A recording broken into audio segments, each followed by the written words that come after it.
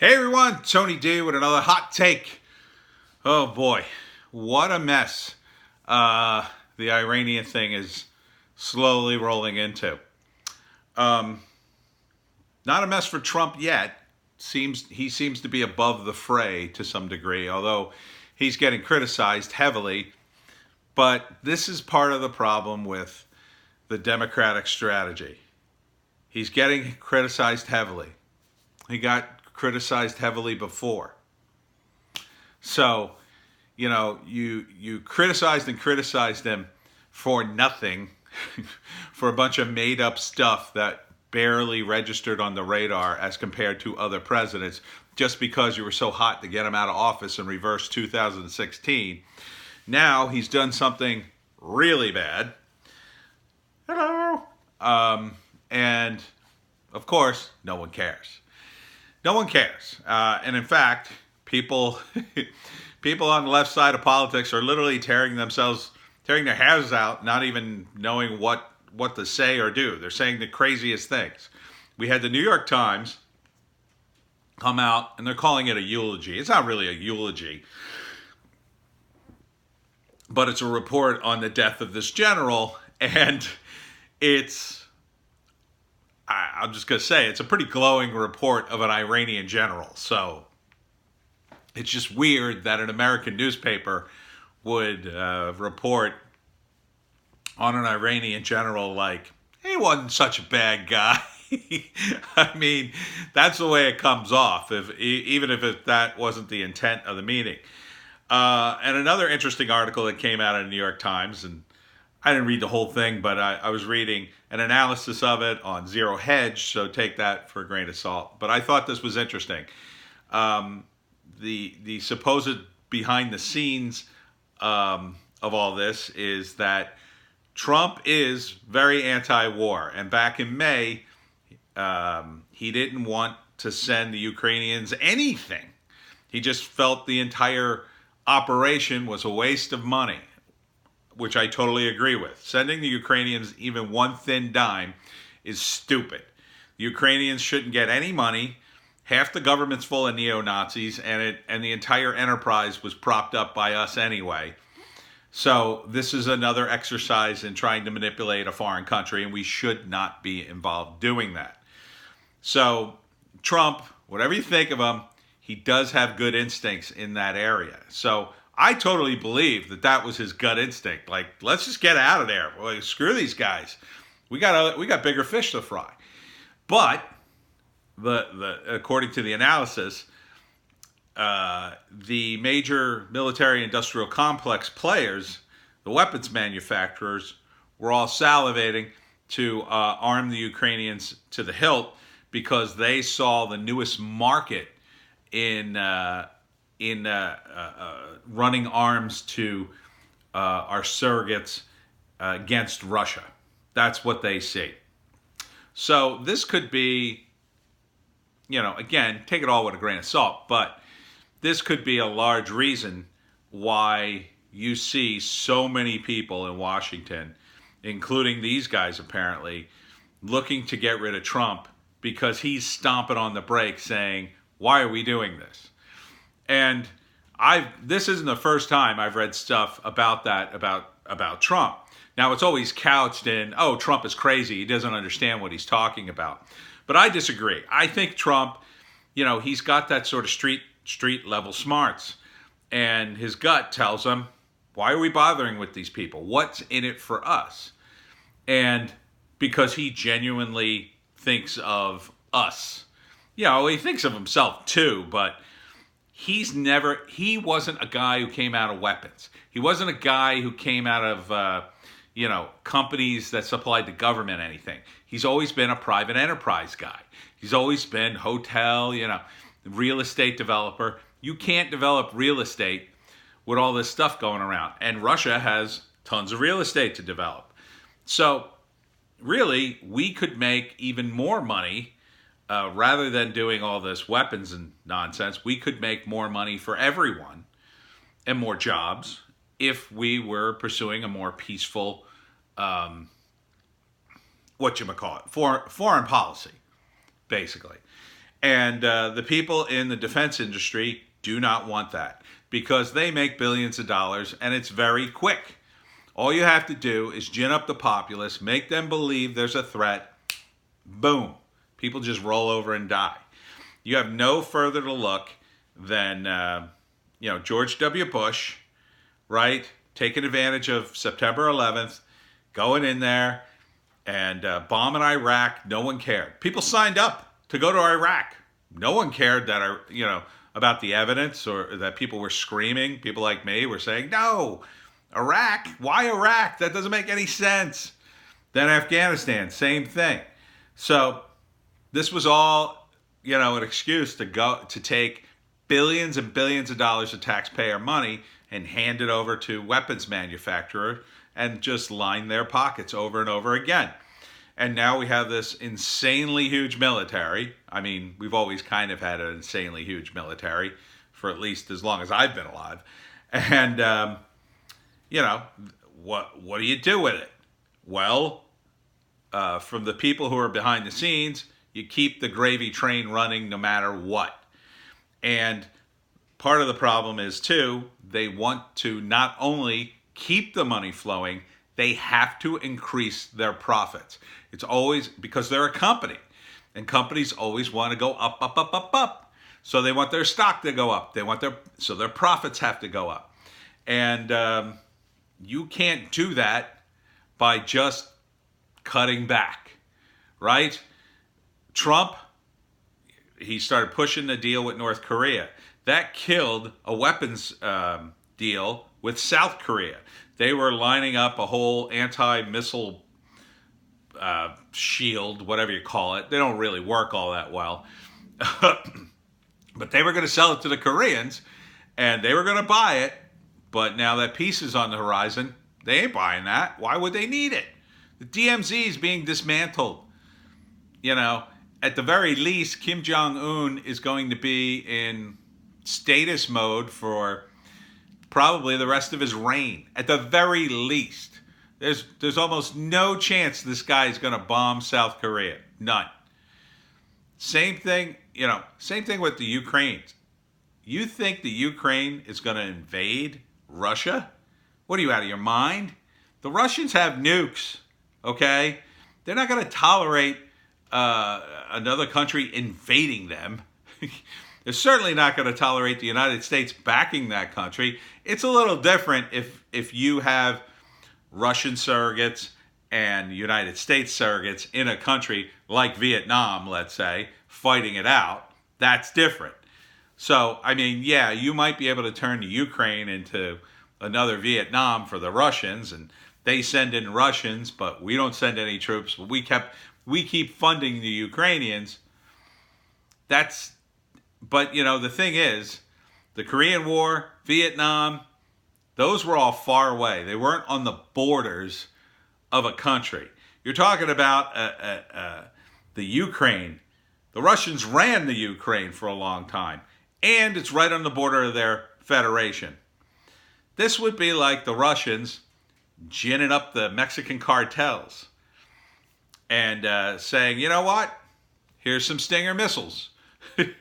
Here's some nukes. Would you enjoy that? There are neo-Nazis in the Ukrainian government. We shouldn't be involved. Trump's instincts on this is right on. Now, I completely disagree with him drone bombing this guy. But you have no one to blame but yourselves if you're a fan of Barack Obama, because it started with him institutionalizing this power. And now you got Democrats coming out saying, oh, no, this is wrong. This is against the Constitution. Oh, really? That's funny, because I remember us libertarians screaming bloody murder back during the Obama administration, and you people did nothing because you didn't care, because you were in power, and you don't care now. And in fact, I wouldn't believe for a second you will impeach Trump for what he's done. Not a second. You'll impeach Trump for other things, but if you impeach Trump for this, that would tie the hands of who you see as the next Democratic president. That would tie Joe Biden's hands, and you wouldn't want that, would you? Oh, no, Joe Biden, he would be responsible with this power. Only in emergencies. Please. This is why you don't create these sorts of legal loopholes for presidents. Because a guy like Trump, a guy like Biden will use them. They'll always use them. There's no reason not to use them from their vantage point. They got people underneath them saying, oh, you should definitely do this, sir. If you don't do this and 1 million people die, what will that do to your presidency? That's the kind of thinking these people. They're not interested in individuals. They're interested in what's my legacy. What's going to happen? They're not thinking in terms of the country. They're thinking in terms of them. It's always about them. Trump is just more overt than these other guys.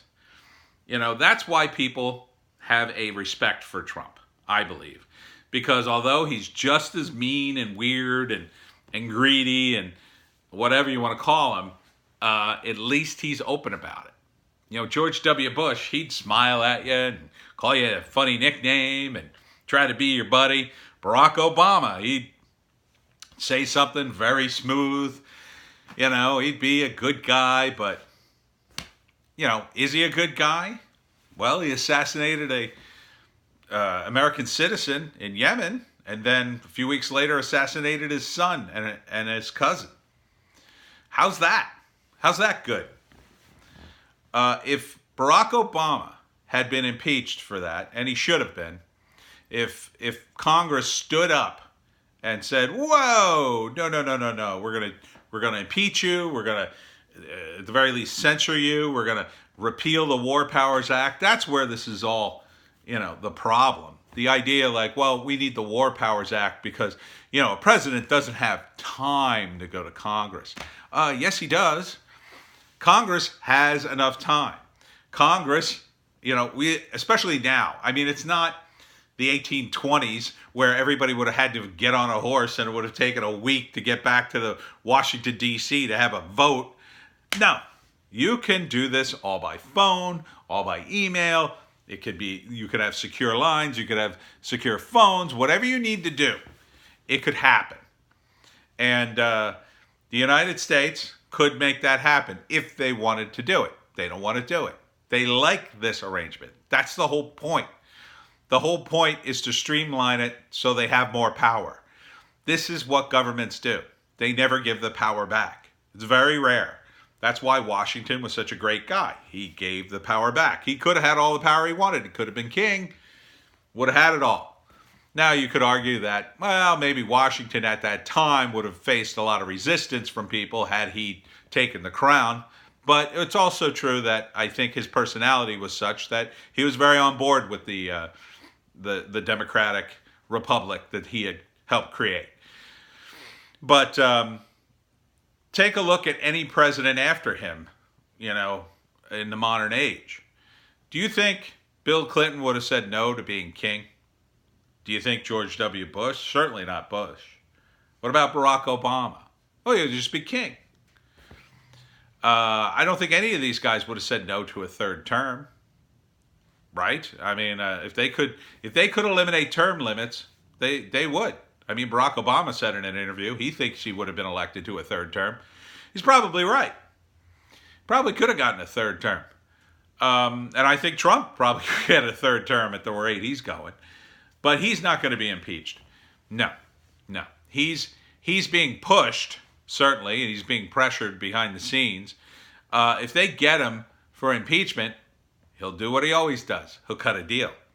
And that deal will be, I don't know. Who knows? Who knows what the Democrat side will want? But they're probably not going to be anti-war. There's very few. I can't even think, other than Tulsi Gabbard. There's maybe a handful of other Democrats that are kind of anti-war. And not even. They're that sort of measured centrist tone about, well, if we have to go to war, but I'm really not for war. There's very few that are anti-war. Don't believe Bernie. Bernie's not anti-war. Nah. He's less of a war hawk, certainly.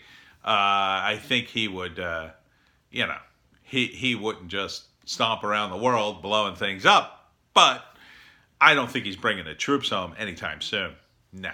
None of these guys are. There's no upside to it for them. They bring the troops home, everybody complains. Not the troops. They love it. They want to come home. But if you, for instance, said, okay, we're going to bring the troops home, we're going to leave Iran alone, we're going to leave the Middle East. You would have every newspaper and the military industrial complex behind the scenes screaming, oh my God, the world's going to fall to pieces, we're going to be attacked, anything. And any incident would be trotted out to show, see, these people are coming to get us, you're making us unsafe. It's all about scaring people into doing what you want. This is how people maintain power. So, this week, dark days possibly ahead. Although, I'm going to stick to my original prediction in that Trump is going to ride this out. He's going to ride this out for a few weeks. I don't think the Iranians are going to do anything because I don't think they want to die. I think they're saying a lot of bluster, but the actual reality is, what can they do? Yeah, they could activate some sleeper cells, some spies, and go around, blow a few things up. I don't think they could take down, unless they decide to go full on war, it's not going to do a tremendous amount of damage. And in the short term, they got to do something sooner rather than later, because if they want to, keep this back and forth going, they got to do something soon. But maybe, I don't know, maybe the Iranians realize what's at stake too, that if they did do something soon, that would be the excuse that pressures Trump into launching the war. Judge Napolitano over at Fox has predicted that Trump would be leading a war against Iran. I hope not. I think that could kill his presidency. I certainly won't vote for him if he starts a war with Iran. I think it's unnecessary. I think he should cut a deal with the Iranians and, just move forward. Now it's going to be tough. Now he's going to have to wait a while, but maybe things will cool off. I don't know. Gas up, people, because gas prices are going up, up, up.